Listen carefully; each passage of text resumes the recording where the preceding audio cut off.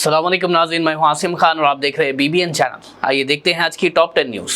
पाकिस्तान के defence minister Khwaja Asif ने कहा कि अगर अफगानिस्तान के साथ हो रही अमन गुफ्तगू नाकाम होती है तो सिर्फ जंग ही रास्ता बचेगा। उन्होंने कहा कि पाकिस्तान ने बार बार तालिबान हुकूमत से दरामद और सरहद पर हमलों को रोकने की अपील की, लेकिन कोई बेहतरी नज़र नहीं आई। ख्वाजा आसिफ ने यह भी कहा कि इस्लामाबाद अपनी कौमी हिफाजत के लिए हर कदम उठाने को तैयार है। ये बयान उस वक्त आया जब दोनों ममालिक के दरमियान तुर्की में अमन मुज़ाकरात जारी है।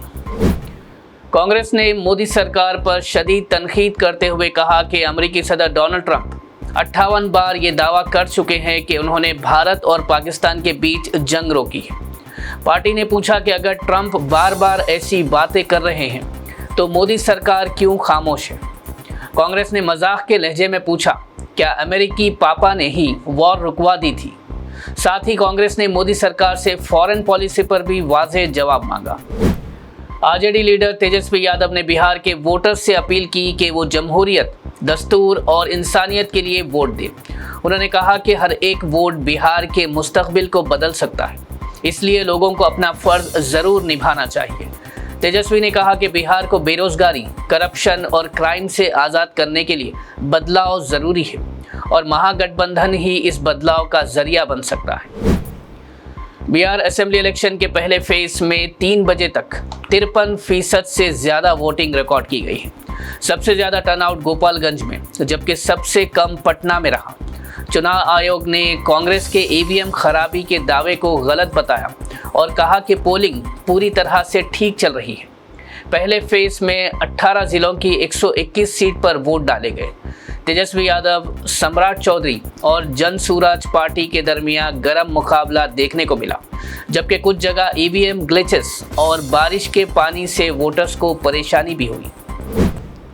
बिहार इंतखाबात से पहले AIMIM चीफ असदुद्दीन ओवैसी ने PM नरेंद्र मोदी पर शदीद तनकीद करते हुए कहा कि सीमांचल का विकास मुकम्मल तौर पर नज़रअंदाज किया गया है। उन्होंने पूछा कि PM मोदी पटना के प्रोजेक्ट्स का जिक्र करते हैं, लेकिन सीमांचल के मसाइल पर क्यों खामोश है। असद ओवैसी ने कहा कि लोग अब सिर्फ वोट देने वाली मशीन ना बने, बल्कि अपने हक के लिए आवाज़ भी उठाएं। उन्होंने बताया कि बिहार के 90% मुसलमान इंटरमीडिएट तक की तालीम मुकम्मल नहीं कर पाते और इंतहाई गरीबी में जी रहे हैं। असद ओवैसी ने कहा कि 11 नवंबर को लोग इंसाफ के लिए वोट दें और AIMIM कैंडिडेट आदिल हसन को कामयाब बनाएं। वज़ीर आला रेवंत रेड्डी ने PM मोदी पर इल्ज़ाम लगाया कि वो KCR और KTR को करप्शन केसेस में बचा रहे हैं। उन्होंने कहा कि मोदी सरकार कांग्रेस के नेताओं पर ED और CBI भेजती है, लेकिन कालेश्वरम जैसे मेगा स्कैम्स पर चुप है। रेवंत रेड्डी ने कहा कि BJP और BRS के बीच अंदर से मिली भगत है, इसी वजह से KCR और KTR पर कोई कार्रवाई नहीं हो रही। उन्होंने जुबली हिल्स बाई इलेक्शन में कहा कि मोदी सच में BRS के साथ है, तेलंगाना के लोगों के साथ नहीं। वज़ीर आला रेवंत रेड्डी ने कहा कि हमने फॉर्मर क्रिकेटर मोहम्मद अजहरुद्दीन को मिनिस्टर बनाकर मुसलमान भाइयों का हक दिया है। उन्होंने सवाल उठाया कि जी किशन रेड्डी इस बात पर परेशान क्यों हैं। रेवंत रेड्डी ने कहा कि हमने ना उनके वालिद की जागीर मांगी, ना मोदी की ज़मीन गुजरात में। तेलंगाना के मुसलमानों का कैबिनेट में जो हक था वो अजहरुद्दीन को मिनिस्टर बनाकर दिया गया। उनका कहना था कि मुस्लिम मतलब कांग्रेस और कांग्रेस मतलब मुस्लिम।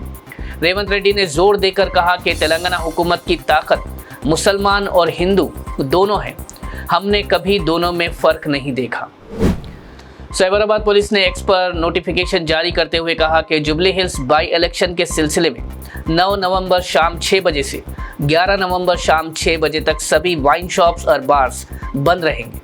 पुलिस कमिश्नर अविनाश मोहांटी ने कहा कि काउंटिंग के दिन 14 नवंबर को भी सुबह 6 बजे से काउंटिंग मुकम्मल होने तक ये पाबंदी नाफिज रहेगी। उन्होंने बताया कि ये फैसला अमन और इंतजामाती सुकून को बरकरार रखने के लिए लिया गया है। इसके अलावा नोटिफिकेशन में कहा गया कि अगर रीपोलिंग होती है तो उस दिन भी ये ऑर्डर नाफिज रहेगा। तेलंगाना के प्राइवेट कॉलेजेस का फी ड्यूज इशू चौथे दिन भी जारी रहा, जहां सरकार पर 10,000 करोड़ के रीइंबर्समेंट बिल्स ना चुकाने का इल्ज़ाम है। इस हड़ताल के दौरान 2000 से ज़्यादा इंजीनियरिंग, फार्मेसी, MBA और B.Ed कॉलेजेस बंद हैं। Federation of association of Telangana higher institution ने सरकार से फौरन 5,000 करोड़ रिलीज करने और बकिया 5,000 करोड़ 10 महीने में अदा करने की मांग की है। उन्होंने वार्निंग दी कि अगर डिमांड्स पूरी ना हुई तो हैदराबाद में 10 लाख स्टूडेंट के साथ बड़ा प्रोटेस्ट किया जाएगा। साइबराबाद पुलिस ने जगतगिरी गुट्टा बस स्टॉप पर दिन दहाड़े हुए कत्ल के केस में चंद घंटों में ही 3 मुल्जिमान को गिरफ्तार कर लिया। पुलिस ने बताया कि ये कत्ल पुरानी दुश्मनी के बाइस हुआ, जहां 22 साल रोशन कुमार सिंह पर हमला करके उसे मौत के घाट उतारा गया।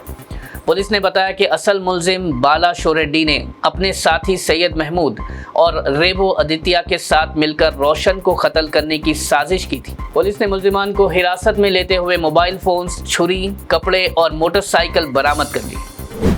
नाज़रीन, ये थी आज की टॉप 10 न्यूज़। देखते रहिए BBN चैनल। मुझे दीजिए इजाज़त। अल्लाह हाफिज़।